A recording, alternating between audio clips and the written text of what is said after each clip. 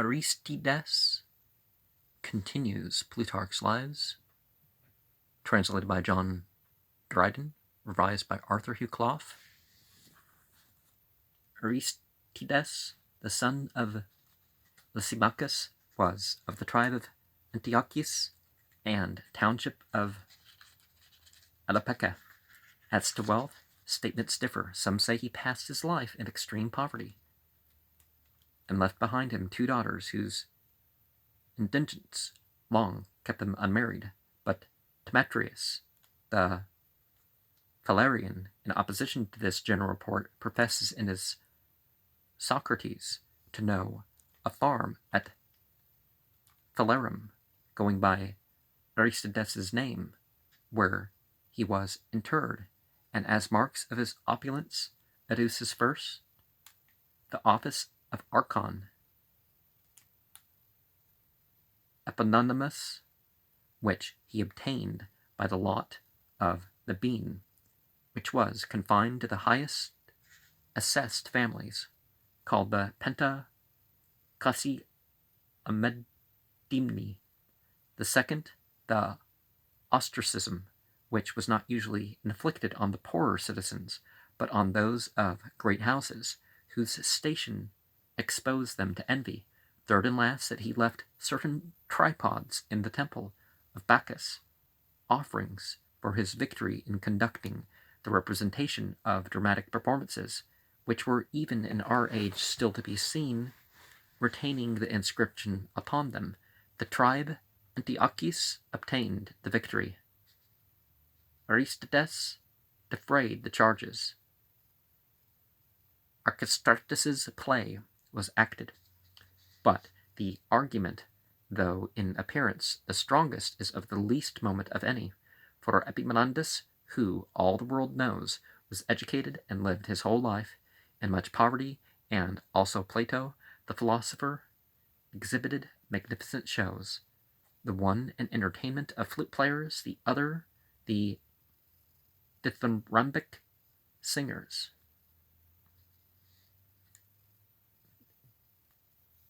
Dithyrambic?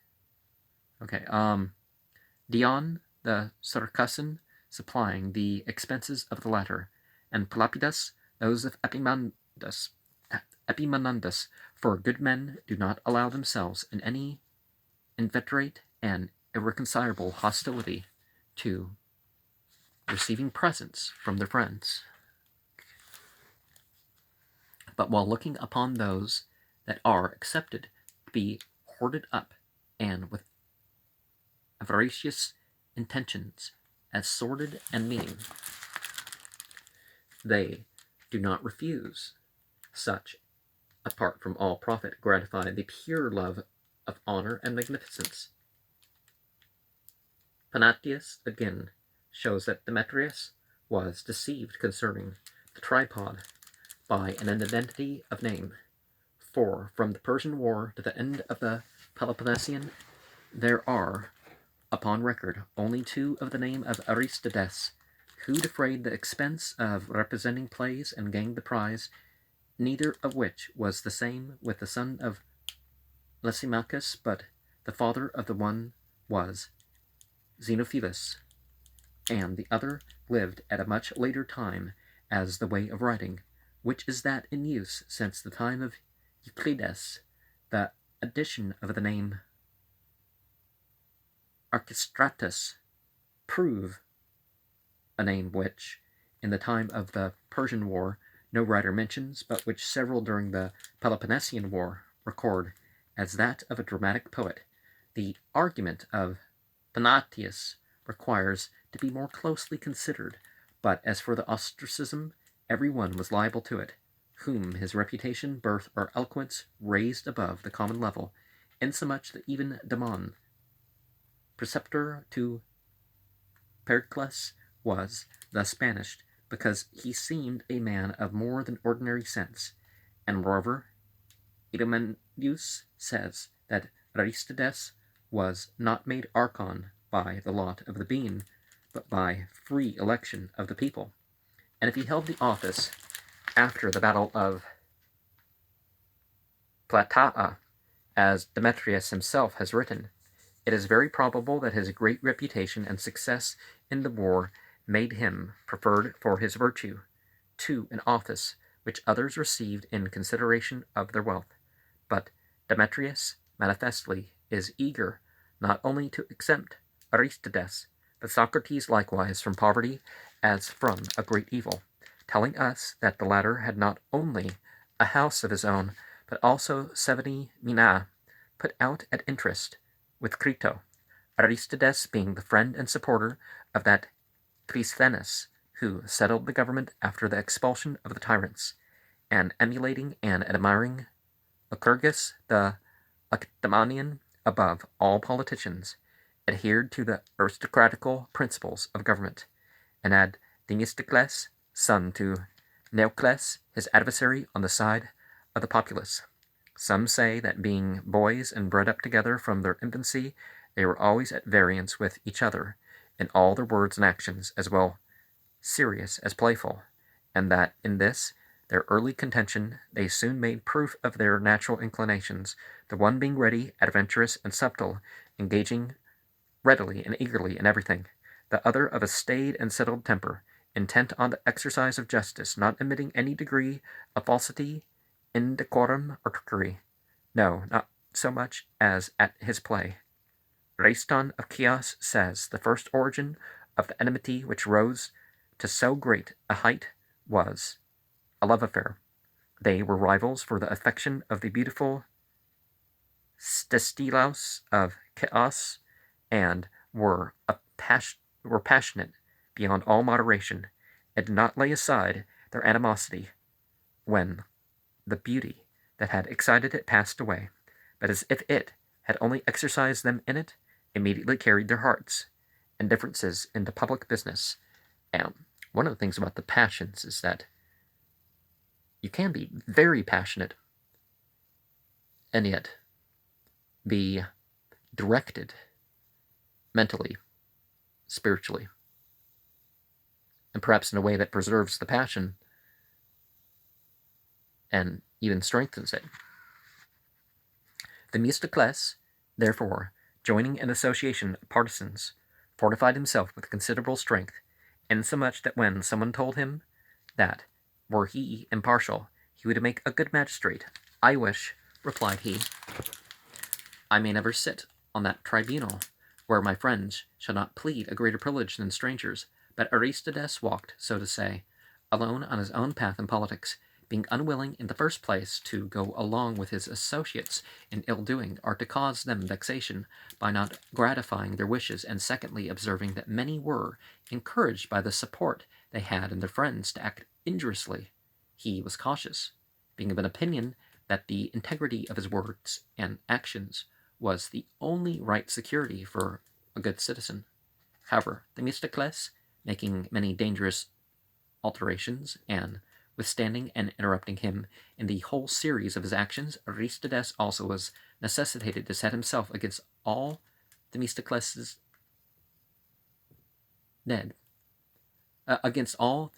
did, partly in self-defense and partly to impede his power from still increasing by the favor of the multitude, esteeming it better to let slip some public conveniences rather than that he, by prevailing, should become powerful in all things. In fine, when he once opposed Themistocles in some measures that were expedient, and had got the better of him, he could not refrain from saying, when he left the assembly, that unless they sent Themistocles and himself to the Barathum, there could be no safety for Athens. Another time, when urging some proposal upon the people, though there was much opposition and stirring against it, he yet was gaining the day, and just as the president of the assembly was about to put it to the vote, perceiving by what had been said in debate the inexpediency of his advice, he let it fall. Also, he often brought in his bills by other persons, lest Themistocles, through party spirit against him, should be any hindrance to the good of the public. In all the vicissitudes of public affairs, the constancy he showed was admirable. not being elated with honors and demeaning himself trunkily and sedately an adversary, holding the opinion that he ought to offer himself to the service of his country without mercenary views and irrespectively of any reward, not only of riches but even of glory itself. Hence it came, probably, that at the recital of these verses of Aeschylus in the theatre relating to Amphiaraus, for not at seeming just, but being so, he aims and from his depths of soil below, harvests of wine and prudent counsels grow. The eyes of all the spectators turned on Aristides, as if this virtue, in an especial manner, belonged to him. He was a most determined champion for justice, not only against feelings of friendship and favor, but wrath and malice. Thus it is reported of him that when prosecuting the law against one who was his enemy, on the judges after accusation refusing to hear the criminal, and proceeding immediately to pass sentence upon him, he rose in haste from his seat and joined a petition with him for a hearing, and that he might enjoy the privilege of the law. Another time, when judging between two private persons, on the one declaring his adversary had very much injured Aristides, "Tell me rather, good friend," he said, "what wrong he has done you, for it is your cause, not my own, which I now sit judge of." Being chosen to the charge of the public revenue, he made it appear that not only those of his time, but the preceding officers had alienated much treasure, and especially Themistocles. Well known he was an able man to be, but with his fingers apt to be too free. Therefore, Themistocles, associating several persons against Aristides, and impeaching him when he gave in his accounts, caused him to be condemned of robbing the public. So Idomeneus states, but the best and chiefest men of the city, much resenting it, he was not only exempted from the fine imposed upon him, but likewise again called to the same employment, pretending now to repent him of his former practice, and carrying himself with more remissness, he became more acceptable to such as pillaged the treasury, by not detecting or calling them to be an exact account, so that those who had their fill of the public money began highly to applaud Aristides, and sued to the people, making interest to have him once more chosen treasurer. But when they were upon the point of election, he reproved the Athenians. "When I discharged my office well and faithfully," said he, "I was insulted and abused, but now that I have allowed the public thieves in a variety of malpractices, I am considered an admirable patriot. I am more ashamed, therefore, of this present honor than that of the former sentence, and I commiserate your condition, with whom it is more praiseworthy to oblige ill men than to conserve the revenue of the public." Saying thus, he proceeded to expose the thefts that had been committed. He stopped the mouths of those who cried him up and vouched for him, but gained real and true commendations from the best men. And I would strongly oppose this idea of government as something to drain from the people. They're supposed to, per se, minimize their salaries. Well, I mean, what country requires that, right? But, perhaps they don't get paid the least. They get paid so that they focus on their job, you could say. But, it's not something to get wealthy and, I'll pay for this trip. Oh, listen to experts. No. Pay me an extra $10,000 and I'll go on a couple cruises, or something. Or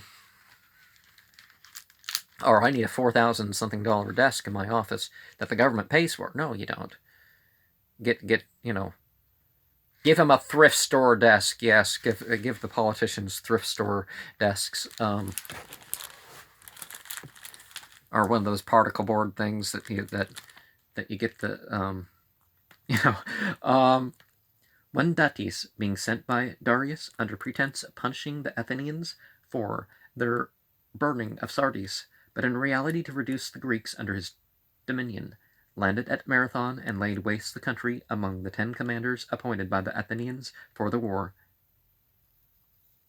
Miltiades was of the greatest name, but the second place, both for reputation and power, was possessed by Aristides, and when his opinion to join battle was added to that of Miltiades, it did much to incline the balance, every leader by his day having the command-in-chief. When it came to Aristides' turn, he delivered it into the hands of Miltiades, showing his fellow officers that it is not dishonorable to obey and follow wise and able men, but on the contrary noble and prudent, so appeasing their rivalry and bringing them to acquiesce in one and the best advice, he confirmed Miltiades in the strength of an undivided and unmolested authority.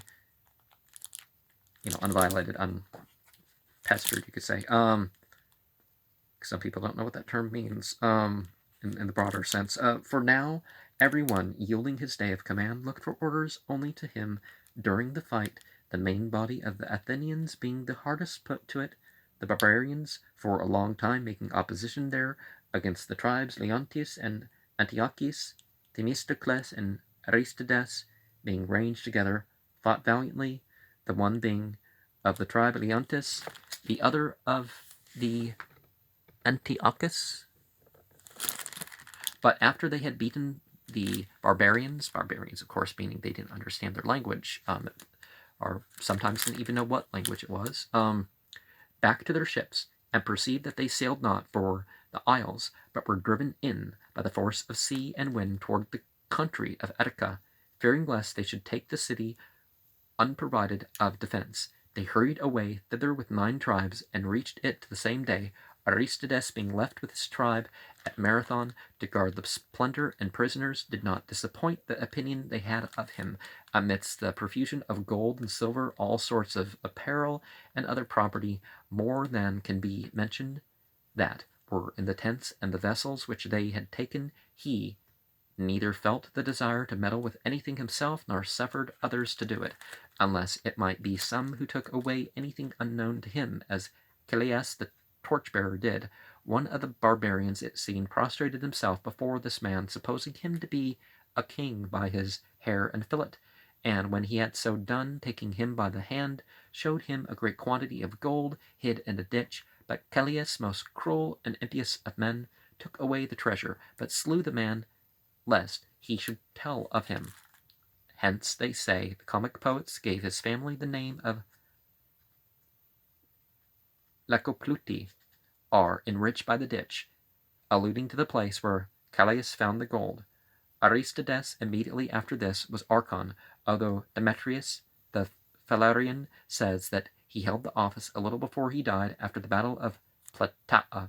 In the records of the successors of Xanthippus, in whose year Mardonius was overthrown at Plataea, among very many there mentioned, there is not so much as one of the same name as Aristides, while immediately after Phanippus, during whose term of office they obtained the victory of Marathon, Aristides is registered. And I guess I should stop here. And I don't know how many programs this one's going to be.